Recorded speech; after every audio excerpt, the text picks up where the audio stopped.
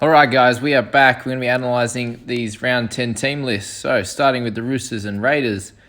A couple of things to speak about. We've got Brett Morris coming back, which is good for any of those guys who brought him in. Ikavalu is keeping his spot, but I'd definitely say he's not a buy. Obviously, he's going to gain some money this week, but not something you want in the team long term. Tupo's going to come back. So, that's all I'll say there. Boy Cordner is back in the team. Not that is very big fantasy news. On the other side, Silva Havili is going to be our big news for the week. So Josh Hodgson is out for the year with his cooked knee. So a lot of people think about bringing him in. I'm going to do a video on the trade-in targets, and he's going to be one of them this week. Something to think about. He did really well in 2018 when this happened, when Hodgson was out. Scored really well, made a lot of money. Obviously doesn't become a keeper, so he's going to be someone you have to trade out. Last year didn't do as well during that same time. So he's still fairly cheap, but just something to think about there. Kai O'Donnell is still on the bench, even though he only played the 20 minutes last week. Moving along. Munster's back, which is good for those who kept him.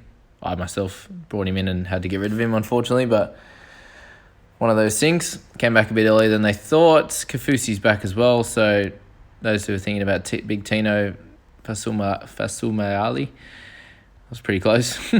And he's not going to be great. He's back to the bench. And on the other side, only one to really talk about is Bo Firma, who was moved to centre last week, scored 30, is back to the second row where he scored well. Sam Stone, who's replacing, scored well as well in the same position, so you can expect Firma to make a little bit of money for those people that brought him in. All right, moving on to the next game. We've got a few changes on the Tigers side. Billy Walters and Benji Marshall have been recalled to the team. Walters playing 6 this week instead of 9, which he was at the start of the season. So for those who kept him, lucky for you, he's going to make a little bit more money. Doubt he's going to score amazingly well at 6. I say Benji will cover a lot of the kick meters and controlling the game there. So, but yeah, I wouldn't be playing Walters. Just he might make a little bit of money for you, which will be good. On the other side, not much to talk about. There's a little bit of chat about Tessie New possibly being in doubt. Sounds like him and Herbie Farnworth, a few of the guys have got a bit of a cork, but they should be okay, and they've been named, so that's all good then. No Alex Twal, so it looks like probably next week for him. Moving along. Dragons, Dogs. Nothing too much to talk about. The Dragon side is completely the same. Benny Hunt did really well in that position. Probably had the game of the season for him.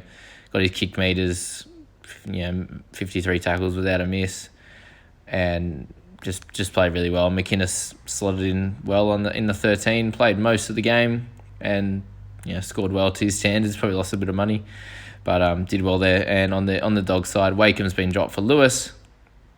Now that Dean Pays is out, and Luke Thompson's debut was okay. Nothing crazy. So he's definitely at this stage. I'm definitely saying he's not a keeper. So if you held off on him, then perfect. You can keep waiting on him. I'd say he's probably not someone you want to bring in at that price. Moving along, Rabbitohs Knights. Latrell's out. Alex Johnson's playing the 1, and they've got 2 debutants.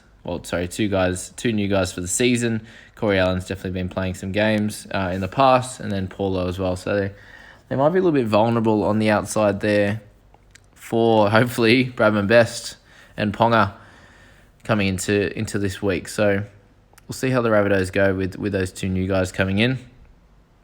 And other than that, nothing to talk about on the Knights side. Nothing to talk about in the Eagles and Eels. They've got the same teams as last week. Madison and Brown having incredible games. Also Reid Mahoney. A lot of people are talking about Reid Mahoney. That was his highest score by far this season.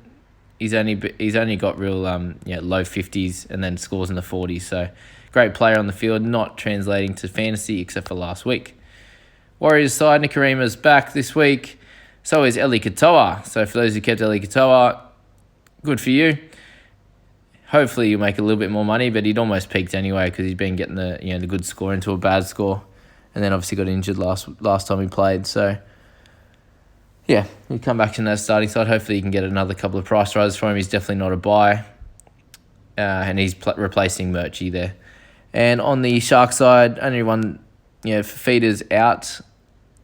Toby Rudolph is coming into the 13 jersey. Jack Williams has been dropped. So, yeah, leave some extra minutes for guys like Royce Hunt on the bench, but definitely not a pickup. Carl Lawton's getting extended go in the 12 or 13 jersey, depending where he changes. So for those who picked him up, you've done a really good job bringing him in. And then the last game, no real changes for the Panthers, except for the young rookie has been suspended for breaking protocol. So Dean Farrow just comes back into the centres, where Brent Nader did actually a great job on the weekend. Valentine Holmes is out probably for the season. He's got syndesmosis, unfortunately, so gives Hamiso a longer go at the fullback position. Mitch Dunn has been moved into 6 with Scott Drinkwater out. So for those that have Drinkwater, it's definitely 100% time to get rid of him now. So Mitch Dunn at 6. God, they're just trying everything, the Cowboys, at the moment, aren't they? So Reece Robson continuing to doing well. Same with Jason Taumalolo.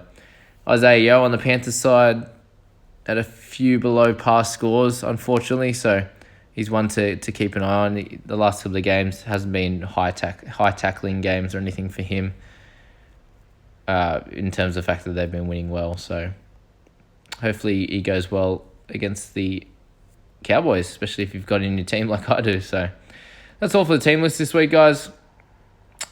Anything to just have a think about, again, where you're at with your trades. Havili might be an option, but he's someone you're going to have to trade out. He'll probably gain a couple $100K. Is that all you need? If getting a couple $100K means you can downgrade him and use that money to buy Tedesco and Madison, these type of players, the McInnes's, etc. Or can you use him and upgrade him, that extra $300K for a gun there? Just have a think about that. Then he might be worth it, because I'd say he will gain a couple $100K. So that's it, guys. Good luck with the trades, and I'll see you in the next video.